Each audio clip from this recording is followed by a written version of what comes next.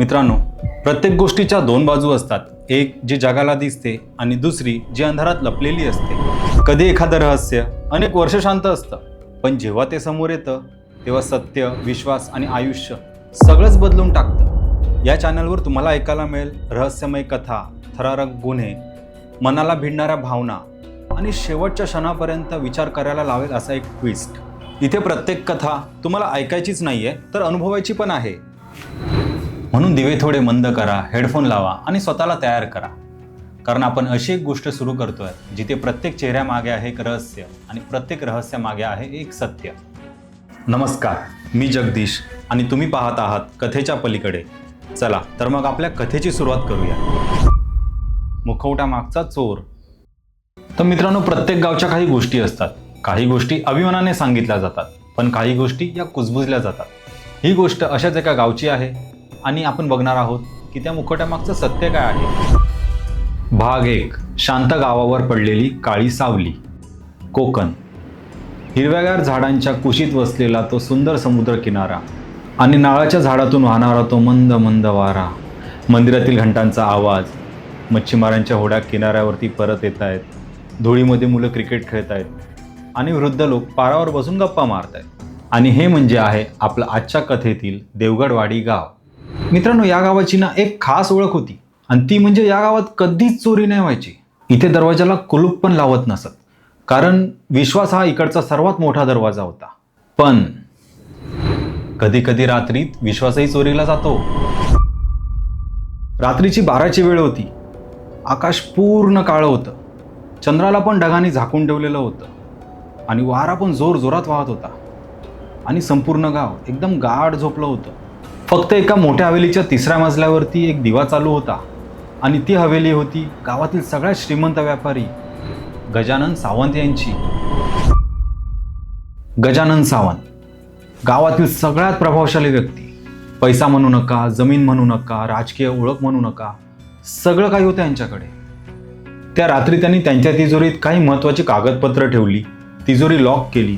3 वेळा लॉक तपासलं आणि जेव्हा एकदा समाधान झालं तेव्हा जाऊन ते झोपायला गेले. आणि मुळात त्यांना कल्पनाच नव्हती की उद्या सकाळी त्यांचं आयुष्य बदलणार होतं. पहाटे हवेलीतून अचानक किंचाळण्याचा आवाज आला. साहेब साहेब. नोकर पण वर घाबरून धावत गेले. बघतात तर काय, तिजोरी उघडी, रोख रक्कम गायब, दागिने गायब, महत्त्वाची कागदपत्र पण गायब. पण एक गोष्ट लक्ष देण्यासारखी होती. ना तिजोरी मोडलेली होती, ना खिडक्या तुटलेल्या होत्या. घरातला सिक्युरिटी अलार्म पण वाजला नव्हता आणि मुळात CCTV पण रात्री 12 ते 1 या वेळेतच बंद झाले होते. आणि तिजोरी समोर जमिनीवर पडला होता एक काळा मुखवटा. साधा सुद्धा काळा नाही हा. त्याच्यावरती काढलं होतं पांढऱ्या रंगाने विचित्र हसणारं चित्र. म्हणजे असं की कोणतरी चोरी करून निघून गेल्याने आपल्याकडे बघून हसत. अरे, कुलूप तुटलेलं नाही, मग तो आत कसा गेला? भूत तर नसेल, कोणी घरचाच माणूस असणार. गावात अफवा सुरू झाल्या. पोलीस आले, फोटो काढले, बोटांचे ठसे घेतले, पण एकही पुरावा मिळाला नाही. तर तिकडे फक्त काय होतं तर तो मुखवटा. पोलीस निरीक्षक देशमुख म्हणाले, हा चोर साधा नाही. दुसऱ्या दिवशी सकाळी गावातल्या चहाच्या टपरीवर एकच विषय होता. तेवढ्यात तिथे एक वृद्ध माणूस आला आणि म्हणाला, मला हा मुखवटा ओळखीचा वाटतो.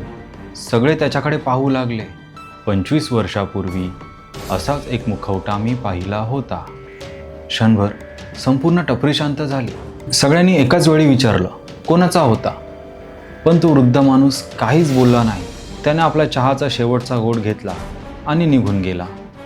त्या रात्री गावाच्या दुसऱ्या टोकाला कोणतरी एक जुन्या घराच्या गच्चीवर उभं होतं. त्याच्या हातात दुर्बीण होती. तो सावतांच्या हवेलीकडेच पाहत होता आणि त्याच्या चेहऱ्यावर तोच काळा मुखवटा.